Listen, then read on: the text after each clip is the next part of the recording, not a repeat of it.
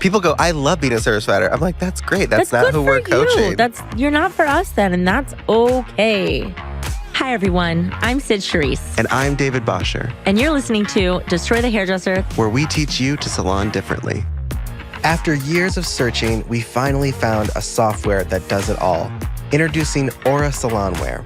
With Aura, you have the simple tools to streamline your business, such as a card on file, settings for hourly pricing, and even station sharing options.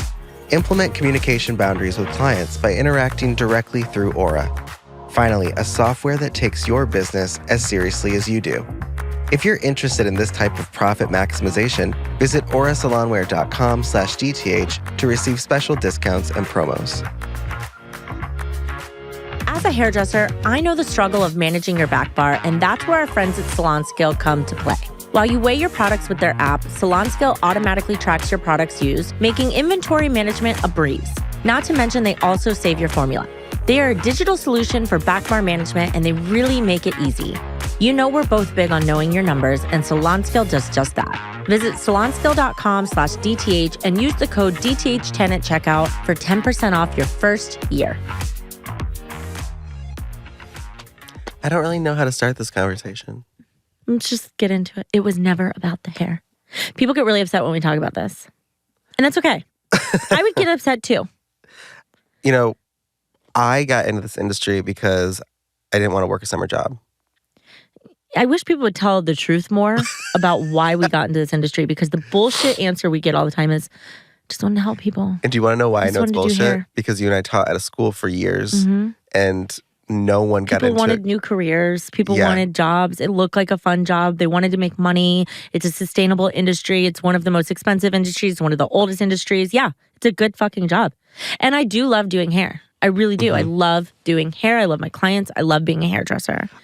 But when people say that's the main reason, it grinds my gears, because it's okay to say, I want to be successful. I want to make money. I want to have influence. I wanted to be famous. I wanted to be, life-changing in the industry. I wanted to be, why aren't we telling the truth? I wanted to not work a summer job. And then I wanted to be needed and necessary in people's lives. That. And I feel like hair was a way of like, I can do something that you can't. I started doing hair because I was 21 years old, fresh out of the party scene. I was screwing up my life. My mom was a hairdresser. I dropped out of nursing school, and I was like, well, I got to do something. And I went to hair school thinking that it would just be a craft that I would learn to do hair on the side for like cash. And it completely transformed my life. I met a lot, when I was an educator, I met a lot of people that if you asked them why they wanted to do hair, a lot of them were like, I didn't really have another option. Yeah, heard that. It was cheap. I got a lot, like for like my mom's generation, it was more affordable. Yeah. And then the brand started to take over and create schools, and I'm pretty sure I spent like $25,000 to go to school, and it's probably doubled now. A lot of single moms. A lot of single moms. A lot of new moms. And this industry gives freedom. A lot of freedom. So yeah, there were a lot of reasons beyond hair that people, chose this career. Sorry, my nose is so itchy today. It's okay. Everybody, please enjoy David picking his nose. Yeah, but I remember I didn't want to work a summer job. Then I realized like I had a talent that people they liked. Yeah. Then you start to realize, oh, maybe I'm pretty good at this. Then I was like, yeah. And then I was like, it's a good moment. I'm good at this. I remember being in school, and I don't know about everyone else, but I didn't know how to cut layers, so I made up my own. Oh, I used to do shit like that all the time. And I would be like, I'm safe by that waiver. I can just play. And I think only hairdressers are going to get this. So when I was younger and I saw layers in hair and how they fell, and they kind of like swooshed. If you're not watching the video. they kind of like swooshed in, I didn't realize that you pull the hair out and you cut it. Obviously, I wasn't in school yet. Yeah. I didn't realize you just directed the hair a different way, cut it, and over direct it. Yeah. I thought you had to like hand carve each layer. Intricate. It was. I loved the way that I did it. It's not sustainable. Actually, now I feel like that kind of craft in hair cutting is happening. Well, it's more like what you would do with a razor. Yeah. How you'd scoop the hair out, essentially. So I was doing that. I was like, this hair falls like this, so I just cut it in place, never picking it up, just cutting hoping that they would style the hair exactly as is. And I just remember like how, because I started doing hair on my own and like making mistakes, when I went to school, I had already made the mistakes. Yeah, there was a sense of fearlessness probably. Yeah, and so when I went to school, I was like, I already know how to do it wrong. So then your wrong probably made sense when you learned how to do it correctly. Yeah, all the wrong made sense. So when it comes to like learning hair, and actually when it comes to learning anything, I have to learn backwards. Same. I have to do it. I have to mess it up, and then I can learn to do it. Yeah. And even with non-technical, even with business, even with like you and I are so, and our team is very aware of that. Like we try things all the time. We're like, we're going to try this. I want to try it. It's either going to be great or and then horrible. And then I'll learn from it, and then I'll do it right the second time. So yeah, and then I didn't really fall in love with doing hair until I got my first paycheck. Yeah. It was like I got my first paycheck, and there was something really. I think it's different than an office job because I didn't get paid for the time. I got paid for the service. Yeah. And I think it made me realize like, oh, I'm doing they're paying me for something they can't do. Yeah. Whereas an office job, you're getting paid just to either sit there to, input data or whatever. We technically don't get paid until we physically do something. Exactly. And I think I felt really like an artist getting paid for their work. And that's when I started taking myself seriously. That's it wasn't so interesting. But it wasn't like the hair that I was excited about. It was like, oh, I got paid for my craft. Yeah. I don't think I feel like I was the opposite. Like when I first started, I'm a little bit of an overachiever. And I like to create games out of life tasks. So in my head, I was constantly looking at money. Not being successful wasn't the option. I knew from the minute I walked into a salon that I was going to be the best stylist there, and I would not stop till I got there. And so I was achieving those goals, but it wasn't about the art.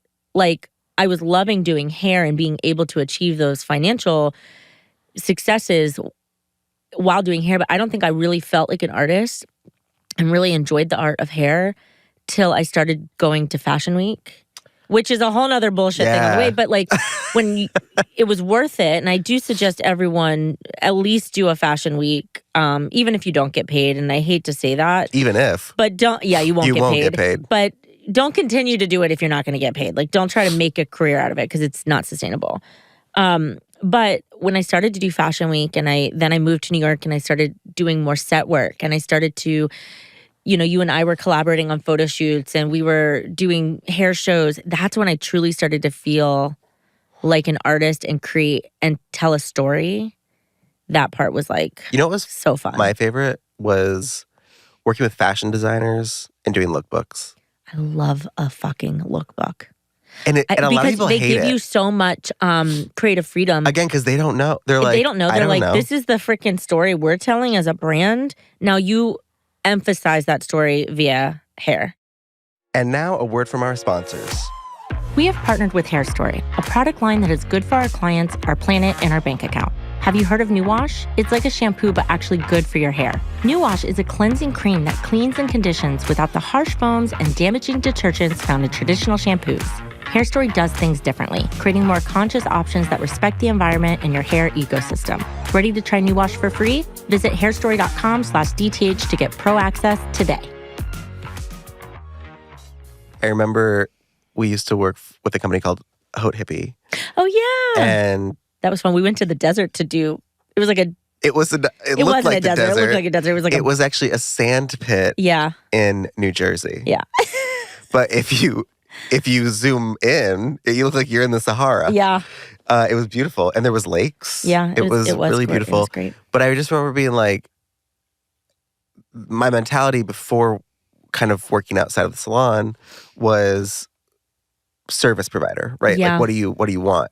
So to jump into a world where they're like, we don't know what it should look like. We don't know. This is the vibe. Mm-hmm. But like, we're looking to you. Exactly. It gave us, the hairdresser, that power. I think we took a lot of those experiences into this company and are now like trying to remind hairstylists like that's where we start, because a lot of the artistry has been lost through business and being a service provider. And yes, we are providing a service. Like, don't come in the fucking comments at me. But like, you know, but the reality is they're paying for your artistry. They're paying for your talent. And that's all that fucking matters. And you need to hold on to that. The minute you ask someone, what are you looking for today?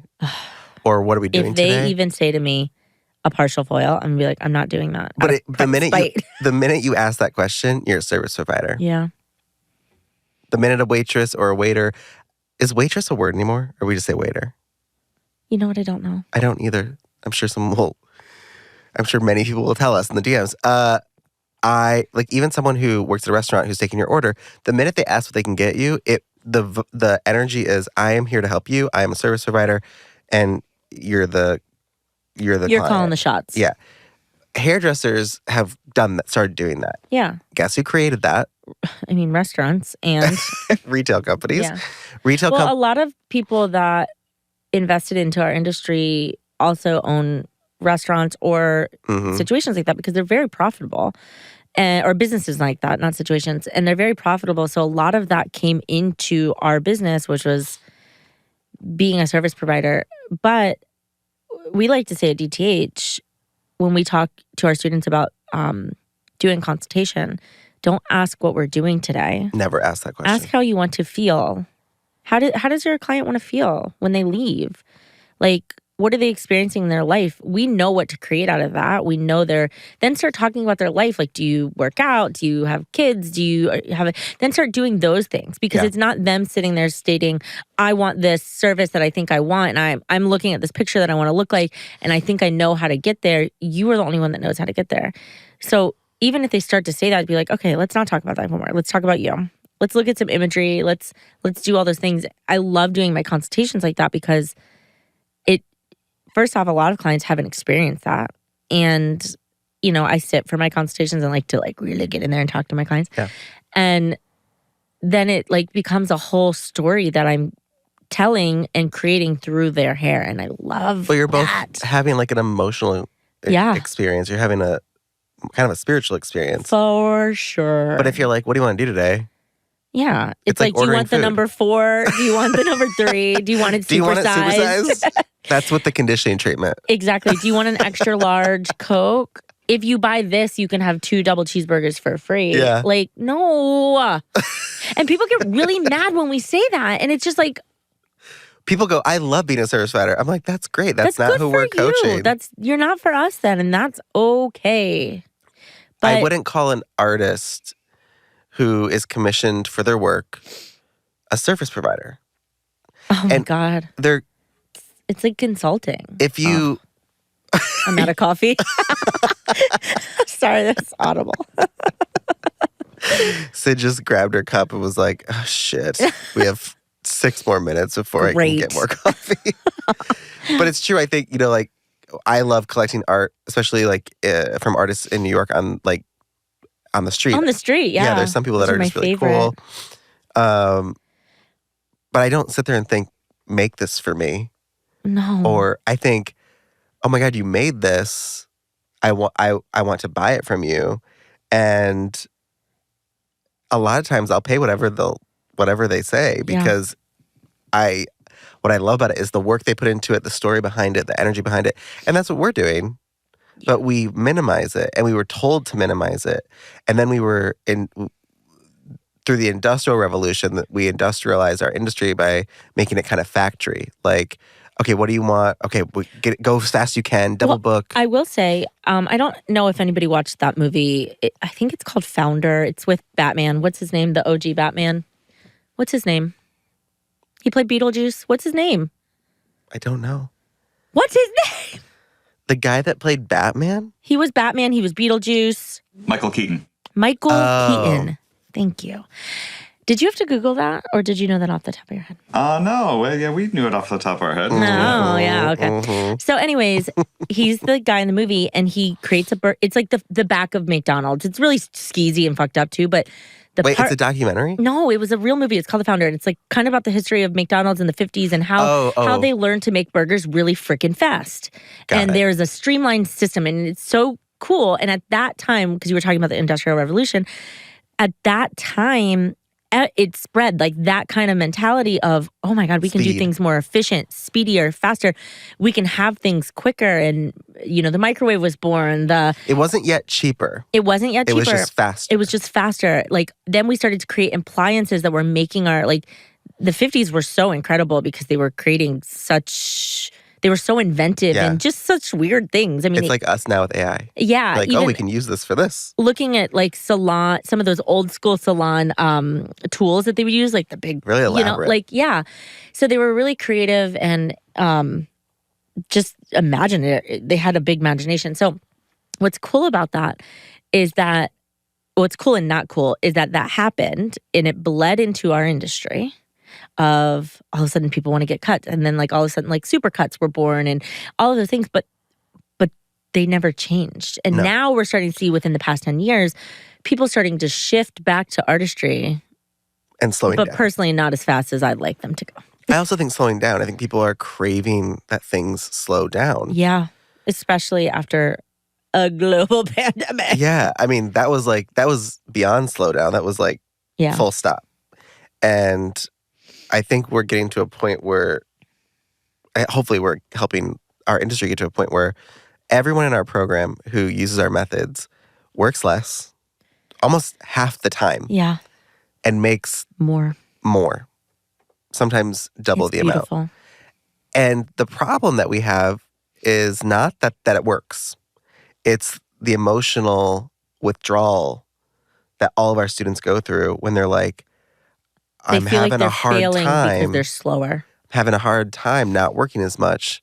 I'm like, but your bank account is growing. Yeah. And they're like, I understand. I understand it logically, but they're having a really hard time. They're like mourning the way that they the burnout. Which is addicting. People get addicted to the chaos, the hustle and bustle, the movement, the go. And what's funny is it gives people purpose. The salon owners that we work with, we get them to a point where they don't even have to work behind the chair anymore. Then they're like, I'm bored. And they don't know who they are. Yeah. And then I'm like, well, what do you want to do with your life? And that opens up a can of worms because then they start just exploring like who they are and what they want to be and what they want to invest their time in. And next thing you know, they're doing art and pottery and they're creating podcasts and they're doing all these fun projects. Student, I love her so much. We got her to a really great place. Where she didn't really have to be there. And what we find actually is once the salon owner doesn't have to be there, they actually need to get out of there because they start to cause problems.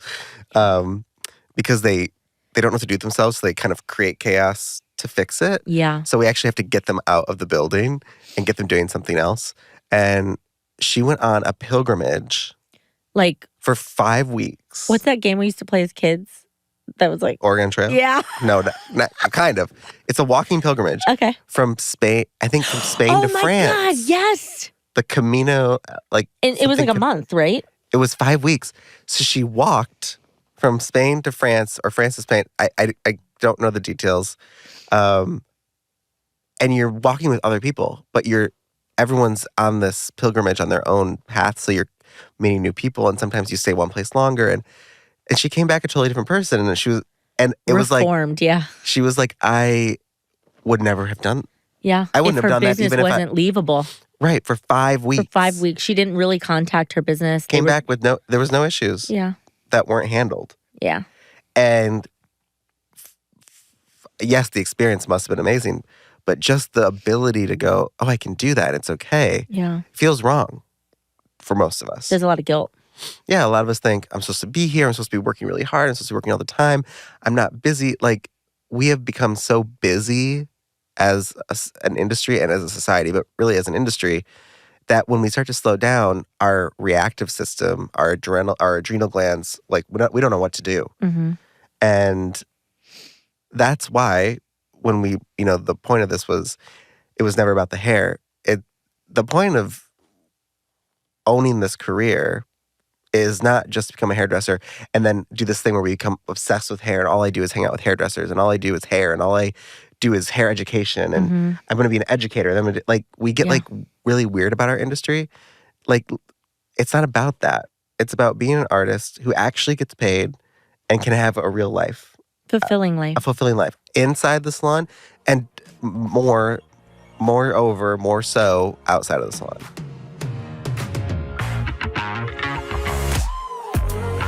Next time on Destroy the Hairdresser, the podcast. So this whole idea of like, I'll wait till I'm older, I'll wait till next year, I'll wait till any waiting, maybe just because how we grew up with our coach, like, there's no waiting. No. There's only action.